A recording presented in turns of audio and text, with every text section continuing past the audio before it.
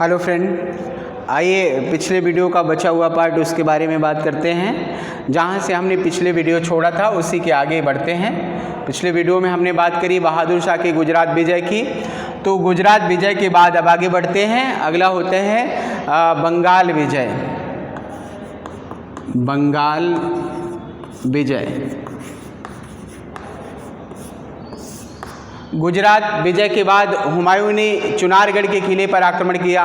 तो चुनारगढ़ के किले का जो किलेदार होता है जिसका नाम होता है कुतुब खां। कुतुब खां चूँकि शेर शाह सूरी का पुत्र होता है, तो शेर खां ने उसको जो ये जिम्मेदारी दी थी कि ज़्यादा से ज़्यादा देर तक वहाँ पे उसको रोक के रखो ताकि वो बंगाल के क्षेत्रों को जीत ले। तो उसने बंगाल के क्षेत्रों को जीता और यहाँ के खजाने को भी हटा दिया। और हुमायूं चुनारगढ़ के किले को जब जीतता है उसके बाद आगे बंगाल के लिए उसने अभियान किया।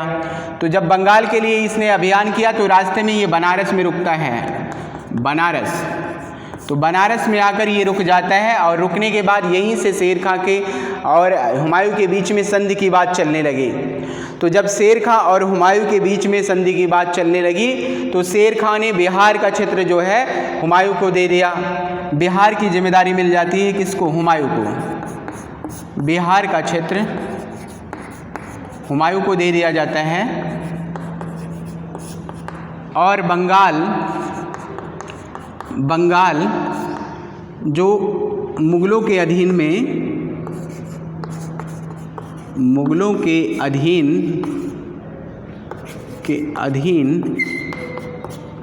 अधीन ही रहेगा और देखभाल की जिम्मेदारी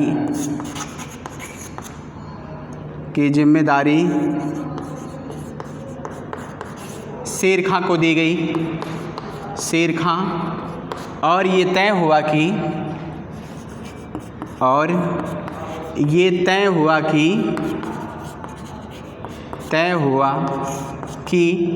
शेर खां प्रतिवर्ष 10 लाख रुपए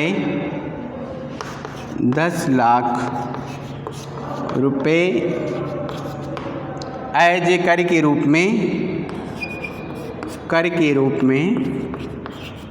हुमायूं को देगा।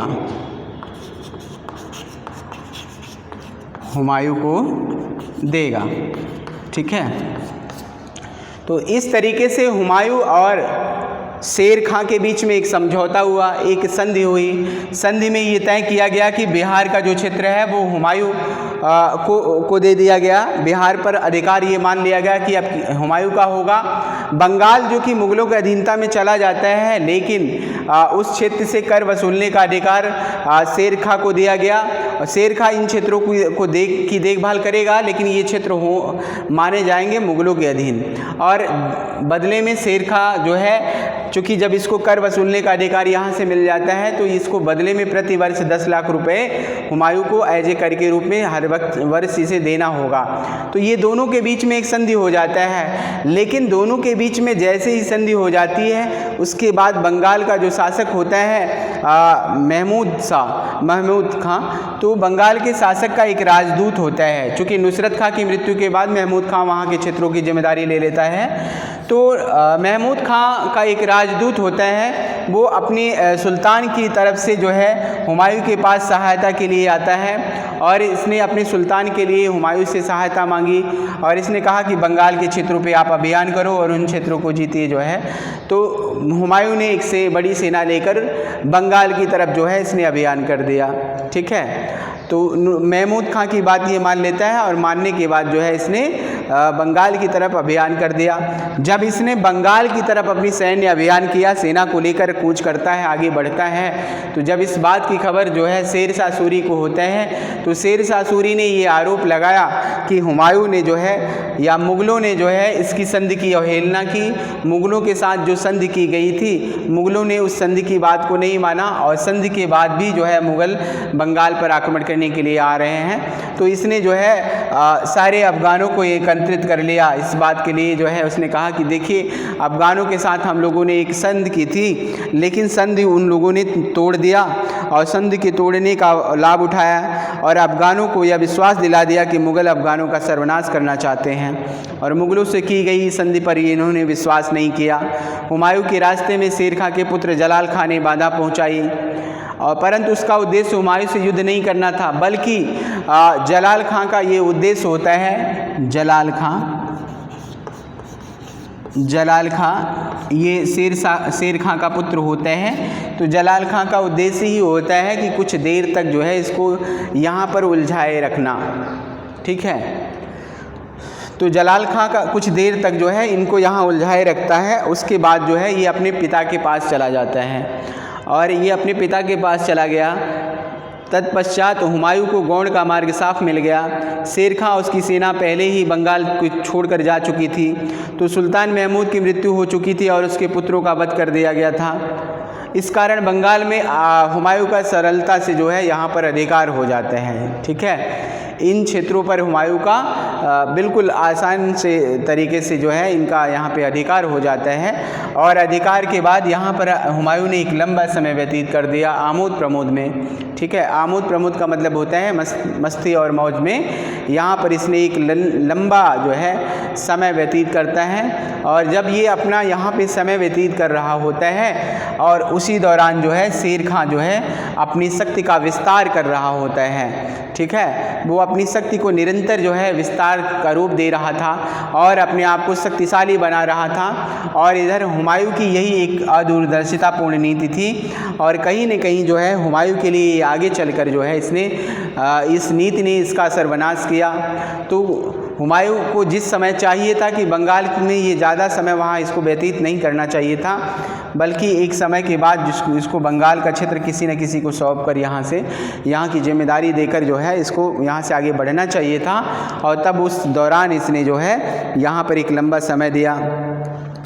आर.पी. त्रिपाठी के अनुसार हुमायूं ने उस समय बंगाल में व्यवस्था स्थापित की और अपनी सेना का पुनर्गठन किया। स्थिति दोनों में से कोई भी हो, परंतु जो हो, हुमायूं ने बंगाल में एक लंबा समय नष्ट किया। शेर खां ने उसी का सदुपयोग किया। उस समय में अफ़गानों ने बनारस, कड़ा, कन्नौज, संभल आदि स्थानों पर अपना अधिकार कर लिया। जौनपुर के क्षेत्रों पर भी उनका अधिकार हो जाता है। तो इस तरीके से मैंने बताया आपको कि शेर खां ने अपनी शक्ति को उत्तरोत्तर जो है वो अपनी शक्ति का विस्तार कर रहा था, जब हुमायूं बंगाल के क्षेत्रों में आमोद प्रमोद में व्यस्त था, आनंद ले रहा था। उस दौरान जो है शेर शाह सूरी ने अपने साम्राज्य का विस्तार किया। इस प्रकार हुमायूं के वापस लौटने के मार्ग को भी ये शेर शाह सूरी बंद कर देता है, क्योंकि उसने जौनपुर और चुनारगढ़ को भी घेर लिया था, ठीक है। तो वापस आने के कोई चांसेस दिखाई नहीं दे रहे थे। और इसी बीच हुमायूं का छोटा भाई हिंदाल ने उसके साथ विश्वासघात किया और शेख बहलोल का वध कर दिया और आगरा में अपने आप को स्वतंत्र बादशाह घोषित कर दिया। हुमायूं ने वापस लौटने का निश्चय किया। बंगाल में जहांगीर कुली बेग को केवल 500 सैनिकों के साथ जहां कुली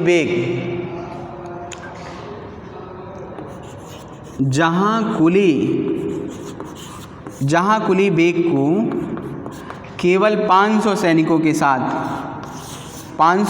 के साथ ये क्षेत्र इसको दे दिया जाता है। यहाँ की जिम्मेदारी दे दी हुमायूं ने, बंगाल की जिम्मेदारी जहाँ कुली बेग को मात्र 500 व्यक्ति इसके साथ छोड़कर सारी सेना को अपने साथ लेकर हिंदाल को दंडित करने के लिए आगे बढ़ता है। लेकिन शेर शाह सूरी ने इन सारे इसके वापस आने के मार्ग को पूरी तरह से अवरुद्ध कर दिया था, और ये जिस मार्ग से गया हुआ था उसी मार्ग से ये वापस ने फिर सड़क मार्ग चुना, ग्रांड टैंक रोड यानी जीटी रोड का ही मार्ग इसने चुना।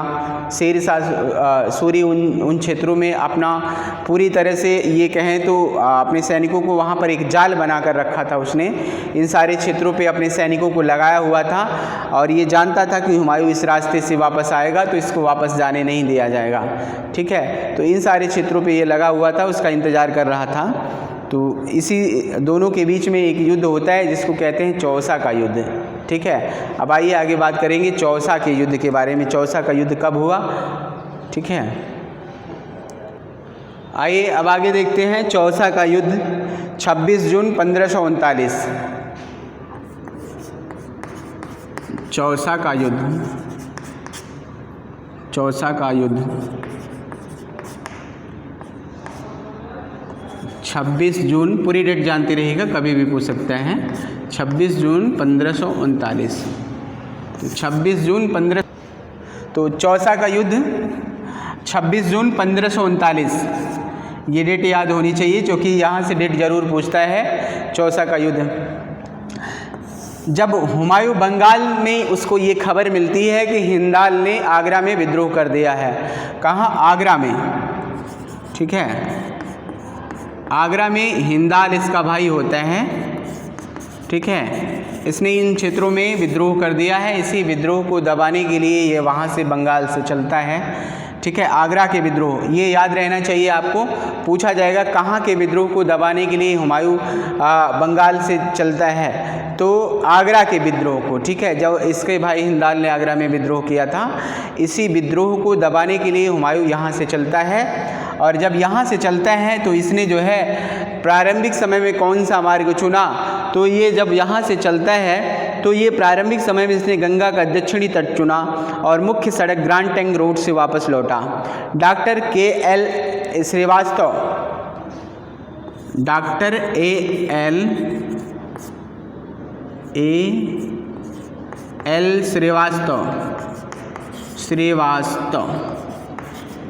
श्रीवास्तव के अनुसार डॉक्टर ए.एल. श्रीवास्तव ने कहा कि हुमायूं ने ये जो मार्ग चुना, ये मार्ग इसके लिए ठीक नहीं था, क्योंकि इस मार्ग में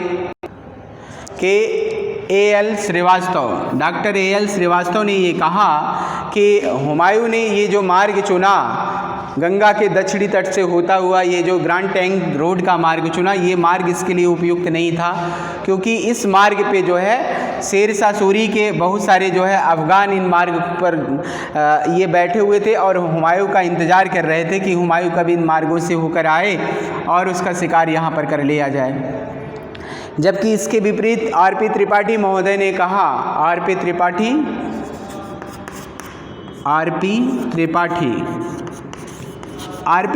महोदय ने ये कहा कि चूँकि हुमायूं इसी रास्ते से गया हुआ था, तो ये रास्ता जो है उसके लिए जो है उपयुक्त था, क्योंकि ये रास्ता उसके लिए जाना पहचाना था।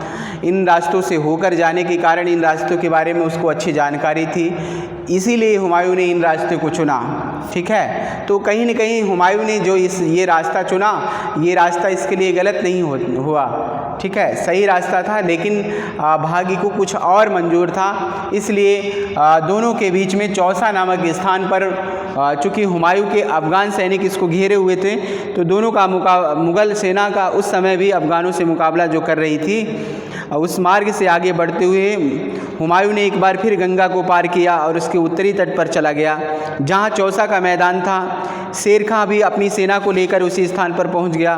हुमायूं को अपने भाइयों से कोई सहायता नहीं मिली और न ही उसकी सेना व्यवस्थित थी। शेर खां वर्षा की प्रतीक्षा कर रहा था। शेर खां इस समय चाहता था कि वर्षा आ जाए। वर्षा की प्रतीक्षा शेर खां इसलिए कर रहा था कि जो स्थान इसने हुमायूं ने चुना था, उस स्थान पर जो मुग़ल सेना थी वो थोड़ा सा निचले वाले एरिया में थी, जहाँ पर अगर वर्षा होती तो वर्षा होने की कंडीशन में हुमायूं की जहाँ सेना थी वहाँ पर पूरा पानी भर जाता, और पानी भर जाता तो ऐसी कंडीशन में मुग़ल सेना शेरशाह सूरी का मुकाबला नहीं कर सकती थी। इसीलिए शेरशाह सूरी ने जो है लगभग 3 महीने का इंतज़ार किया। 3 महीना, तो 3 महीने का लगभग दोनों सेनाएं आमने सामने खड़ी रहीं, कोई किसी के ऊपर आक्रमण नहीं किया। और हुमायूं भी यही चाहता था कि कुछ समय तक अगर ये रुक जाता तो वर्षा आ जाती, तो जब वर्षा आ जाती तो हमारा आधा काम तो ऐसे ही आसान हो जाता। तो हुआ भी यही, और जैसे ही वर्षा शुरू हुई तो धीरे धीरे जो है वर्षा का पानी हुमायूं के खेमे में जाने लगा और हुमायूं की सेना पानी से घिर जाती है। ऐसी कंडीशन में हुमायूं जो है, और इधर अचानक में आधी रात के समय शेरशाह सूरी ने हुमायूं के कैंप पर आक्रमण कर दिया। सहसा हुए इस आक्रमण से मुग़ल सेना भयभीत हो गई और दोनों के बीच में फिर भी मुग़ल सेना बड़ी वीरतापूर्वक लड़ी। दोनों के बीच में चौसा नामक स्थान पर ये मुकाबला हुआ और इस मुकाबले में मुग़ल सेना पराजित हो जाती है। और मुग़ल सेना पराजित ही नहीं होती बल्कि हुमायूं के प्राण भी जो है संकट में पड़ जाते हैं। और संकट में पड़ जाते हैं, ऐसी कंडीशन में हुमायूं घोड़े सहित गंगा नदी में कूद जाता है।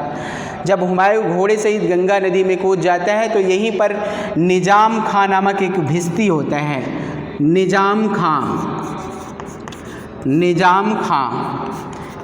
खां नामक एक भिस्ती था। भिस्ती का मतलब होता है तैरने वाला, ठीक है, तैराक जो होता है उसको भिस्ती कहते हैं। तो निजाम खां नामक, ये नाम आपको होना चाहिए, याद आना चाहिए, ठीक है, इस नाम को ज़रूर याद रखिएगा।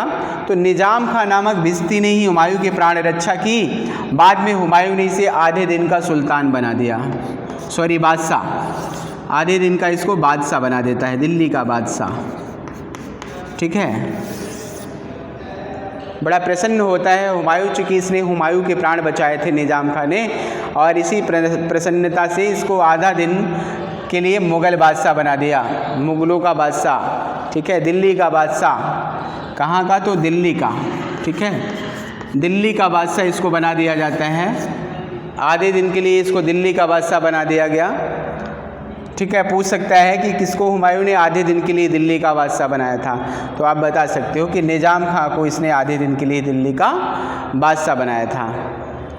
तो इस तरीके से चौसा ये ऐसा पहला युद्ध होता है जिसमें जो है अफ़गान शेर खां ने जो है मुग़लों को पराजित किया, यानी हुमायूं को पराजित किया, और किसी तरीके से हुमायूं अपने प्राण की रक्षा कर पाया और वो भागकर जो है ये दिल्ली चला जाता है, ठीक है। और उसके बाद शेर खां ने यहीं से शेरशाह की उपाधि धारण की, ठीक है। जब कभी पूछे कि शेर खां ने कहाँ पर शेर खां की उपाधि धारण की थी, तो शेर खां ने इसी युद्ध के पश्चात अपने आप को सुल्तान भी घोषित किया और शेरशाह की उपाधि धारण की, ठीक है। शेरशाह, ये पूछा जाएगा आपसे,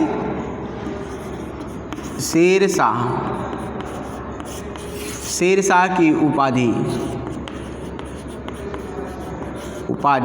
ठीक है। शेरशाह की उपाधि शेरशाह सूरी ने कब धारण की? जब ये पूछा जाएगा तो आप बता सकते हो कि चौसा के युद्ध के पश्चात। जब चौसा का युद्ध शेरशाह सूरी ने हुमायूं से जीत लिया तो उसके जीतने के पश्चात शेरशाह ने जो है शेर खां ने शेरशाह की उपाधि धारण की और सुल्तान की भी उपाधि धारण करता है। किसकी? तो सुल्तान की, ठीक है। तो ये दोनों बातें याद रहना चाहिए, क्योंकि दोनों ही क्वेश्चन यहाँ से बने हैं और पूछे भी जाते हैं हमेशा, ठीक है। तो ये इस प्रकार से जो है, और चौसा को जीतने के बाद ये कन्नौज को भी नष्ट कर देता है, यहाँ पर भी हुमायूं का अधिकार हो जाता है। लेकिन अब जब ये चौसा का युद्ध जीतता है उसके बाद हुमायूं की धीरे धीरे स्थिति खराब हो जाती है, और ऐसी स्थिति में हुमायूं ने अपने भाइयों से सहयोग की आशा की, लेकिन उसका भाई जो होता है कामरान, अस्करी हिंदाल, इन सभी ने विपत्ति की ऐसी घड़ी में जब जो है इनके भाइयों को हुमायूं की मदद करनी चाहिए, हुमायूं की सहायता करनी चाहिए, ऐसी कंडीशन में भाइयों ने इसकी मदद नहीं की, बल्कि आपस में इनका उलझना। चूँकि कामरान की तबीयत उस समय ख़राब थी, और कामरान की जब तबीयत ख़राब होती है तो ऐसी अवस्था में कामरान को ये मन में उसके ये शंका पैदा हो गई कि कहीं न कहीं जो है हुमायूं हमको स्वीट पॉइजन दे रहा है, मीठा जहर दे रहा है, जिससे मेरा स्वास्थ्य धीरे धीरे जो है गिरता जा रहा है। ये उसके मन में एक शंका आ जाती है, और इसी शंका के कारण जो है हुमायूं का वो और भी उसके साथ शत्रुता हो जाती है, और वो कामरान जो है अपनी सेना को लेकर यहाँ से भाग जाता है, ठीक है। तो जब कामरान को हुमायूं की सख्त आवश्यकता थी तो कामरान ने हुमायूं का साथ नहीं दिया, बल्कि उससे दूर भाग जाता है। और उसके अन्य भाई भी जब उसको उनकी सहयोग की ज़रूरत थी तो उन लोगों ने उसके साथ सहयोग नहीं किया, बल्कि वो उसकी सत्ता को ही समाप्त करने में लगे हुए थे। तो कहीं न कहीं ये भी इसकी पराजय का एक, हुमायूं की पराजय का एक कारण होता है। तो चौसा के युद्ध के बाद हुमायूं और शेरशाह सूरी का एक और निर्णायक युद्ध होता है। आइए अब अगला देखते हैं, कन्नौज या बिलग्राम का युद्ध। कन्नौज या बिलग्राम। कन्नौज या बिलग्राम का युद्ध ये होता है 17 मई 1540। कन्नौज या बिलग्राम का युद्ध कब होता है? तो 17 मई 1540 में कन्नौज या बिलग्राम का युद्ध होता है। चूँकि जब चौसा के युद्ध की पराजय के बाद एक पृष्ठभूमि तैयार होती है और इस पृष्ठभूमि में जो है शेरशाह सूरी धीरे धीरे अपनी शक्ति का विस्तार कर रहा था और वो आगे धीरे धीरे बढ़ रहा था। और इधर हुमायूं पराजित होने के बाद, जब चौसा में वो हुमायूं पराजित हो जाता है, तो पराजित होने के बाद पुनः हुमायूं अपनी शक्ति को संगठित कर रहा था और ऐसी कंडीशन में हुमायूं अपने भाइयों का सहयोग प्राप्त करना चाहता था। और इसीलिए आगरा में जिसने विद्रोह किया था हिंदाल, इसका छोटा भाई होता है हिंदाल और चचेरा भाई होता है सुल्तान मिर्ज़ा। तो हिंदाल जिसने आगरा में विद्रोह किया उसको भी इसने क्षमा कर दिया और सुल्तान मिर्ज़ा जो इसका चचेरा भाई होता है इसको भी क्षमा कर देता है, अर्थात इसे भी इसने माफ़ कर दिया। और उसके बाद इसका एक अन्य भाई होता है कामरान। तो कामरान को भी, जब कामरान की तबीयत यहाँ पे बहुत ज़्यादा ख़राब हो जाती है और तबीयत ख़राब होने के कारण कामरान के मन में एक शंका पैदा हो जाती है। इसको लगा कि हुमायूं हमें कोई ऐसा जहर दे रहा है जिसके कारण हमारा जो स्वास्थ्य है वो धीरे धीरे जो है वो ख़राब हो रहा है। तो ये इसके मन में एक शंका पैदा हो जाती है, बट ऐसा था कुछ नहीं, लेकिन एक शंका पैदा हो जाती है इसके मन में। तो इसने जो है अपनी एक बड़ी सेना लेकर लाहौर की तरफ प्रस्थान किया। तो यहाँ से ये लाहौर की तरफ भाग जाता है, ठीक है। एक बड़ी सेना का भाग जो है हुमायूं की सेना से, जब हुमायूं को इसकी सबसे अधिक आवश्यकता, कामरान की सबसे बड़ी आवश्यकता थी हुमायूं को, ऐसी अवस्था में हुमायूं का कामरान ने साथ नहीं लिया, बल्कि सेना की एक बड़ी टुकड़ी लेकर ये लाहौर की तरफ भाग जाता है। और इसका अन्य भाई जो होते हैं, इन लोगों ने भी इसका सहयोग नहीं किया, ये भी आपस में कहीं न कहीं लड़ते रहे। और ये भी हुमायूं के लिए एक संकट की घड़ी में जब भाइयों ने साथ नहीं दिया, तो इसीलिए जो है इस युद्ध में इसकी स्थिति कमज़ोर हो जाती है, ठीक है। तो ऐसी अवस्था में जब भाइयों ने इसका सहयोग नहीं किया, तब जो है हुमायूं चूँकि बड़ा उदार था, इसने अपने भाइयों को इसलिए माफ़ किया था कि ये इसकी जो है सहायता करेंगे, और लेकिन हुआ नहीं ऐसा, क्योंकि इस कारण इसकी अधिकांश जो सेना होती है वो लाहौर चली जाती है। और इसी बीच मुग़लों की एक सेना ने मालवा में कुतुब खां के नेतृत्व में भेजी गई अफ़गान सेना को परास्त कर दिया था। मालवा में मुग़ल सेना ने कुतुब खां के नेतृत्व में भेजी गई, कुतुब खां जो कि शेरशाह सूरी का पुत्र होता है, इसके नेतृत्व में भेजी गई एक सेना को इन्होंने यहाँ पर पराजित कर दिया। और इसी युद्ध में कुतुब खां, मालवा के युद्ध में ही कुतुब खां मारा जाता है, ठीक है। इसी युद्ध में कुतुब खां की हत्या कर दी जाती है, ठीक है, हत्या हो गई, कुतुब खां मारा जाता है। और उसके बाद शेरशाह सूरी ने जो है आगे बढ़ने का प्रयास किया, और आगे बढ़ते हुए शेरशाह सूरी और हुमायूं के बीच में, दोनों के बीच में 15 मई को, जहाँ पे ये कहें कि एक घनघोर वर्षा वहाँ पर होती है 15 मई के दिन, और वर्षा हुई, इसमें मुग़ल खेमों में पानी भर जाता है। और 17 मई को जब मुग़ल अपनी सेना और खेमों को ऊंची भूमि पर ले जाने का प्रयास कर रहे थे, ठीक है, वहाँ पर भी हमने देखा कि हुमायूं को बारिश के कारण ही पराजय झेलनी पड़ी। और यहाँ पर भी लगभग जो ये युद्ध कन्नौज या बिलग्राम का 15 मई को हुआ है, 17 मई को हुआ है। और इसके पहले 15 मई को जो है 15 मई को घनघोर वर्षा होती है। और इस वर्षा के कारण जो है जहाँ पर हुमायूं की सेना जिस तरफ हुमायूं की सेना का पड़ाव होता है उधर ज़्यादा से ज़्यादा मात्रा में पानी भर जाता है। और पानी भरने के कारण जब इधर पानी ज़्यादा हो जाता है तो पानी भरने के कारण जो है अब हुमायूं की सेना किसी सुरक्षित स्थान की तलाश में जो है ऊपर सूखे स्थान पर अपनी सेना को ले जाने का हुमायूं प्रयास कर रहा था। और इसी दौरान जो है हुमायूं की सेना पर जो है शेरशाह की सेना टूट पड़ती है। और इस युद्ध में हुमायूं ने अपने तोपखाने का इस्तेमाल नहीं कर पाता क्योंकि वहाँ की भूमि में दलदली भूमि होती है और पानी बहुत ज़्यादा भरा होता है। ऐसी कंडीशन में जबकि शक्तिशाली जो तोपखाना हुमायूं के पास था उस तोपखाने का इस्तेमाल हुमायूं नहीं कर पाता और पूरी वीरतापूर्वक हुमायूं की सेना यहाँ पर नहीं लड़ पाती। और कहीं न कहीं जो है यही हुमायूं के पराजय का एक कारण बन जाता है और ये एक निर्णायक युद्ध हुआ और इस युद्ध में भी हुमायूं को पराजय उठानी पड़ी। ठीक है, तो हुमायूं पराजित हुआ, इस युद्ध में पराजित हुआ और ये एक निर्णायक युद्ध था। और इस निर्णायक युद्ध के बाद दिल्ली की सत्ता जो है हुमायूं के हाथों से निकलकर शेरशाह सूरी के हाथों में चले जाती है। ठीक है, तो हुमायूं यहाँ से निर्वासित हो जाता है और इस तरीके से हुमायूं का जो है भारत में एक लंबे समय के लिए हुमायूं यहाँ से निर्वासित होकर, चूँकि उसका राज्य उसके हाथों से छीन जाता है, आगरा और दिल्ली पर जो है अब शेरशाह सूरी का अधिकार हो जाता है। इस प्रकार से मुग़लों ने उत्तर भारत की सत्ता को जो है अफ़गानों के हाथों में दे दिया और मुग़ल सत्ता से जो है ये सारे अधिकार इसके हाथों से हुमायूं की निकल जाता है। ठीक है, तो जहाँ तक हुमायूं की बात है कि हुमायूं एक दुर्बल शासक सिद्ध होता है। हुमायूं की कुछ असफलता के कारण हैं। आइए थोड़ा सा इन कारणों पर चर्चा कर ली जाए कि हुमायूं के असफलता के क्या कारण थे। हुमायूं की असफलता, हुमायूं की असफलता के कारण क्या थे? तो जहाँ तक हुमायूं की असफलता के कारण की बात है तो सबसे पहला तो कारण ये होता है कि जब बाबर की मृत्यु हुई तो बाबर के मरने के बाद बाबर ने चूँकि एक संगठित साम्राज्य यहाँ पे नहीं छोड़ के जाता हुमायूं के लिए, एक असंगठित साम्राज्य केवल 4 वर्ष बाबर को मिला था भारत में और ये 4 वर्ष बाबर निरंतर जो है युद्धों में लगा रहा, चाहे वो पानीपत का युद्ध हो, चाहे उसके बाद खानवा का युद्ध हो और चाहे उसके बाद चंदेरी का युद्ध हो, चाहे वो घाघरा का युद्ध हो। तो यूँ कहें तो बाबर निरंतर जो है एक के बाद युद्धों में लगा रहा और इन्हीं युद्धों के कारण जो है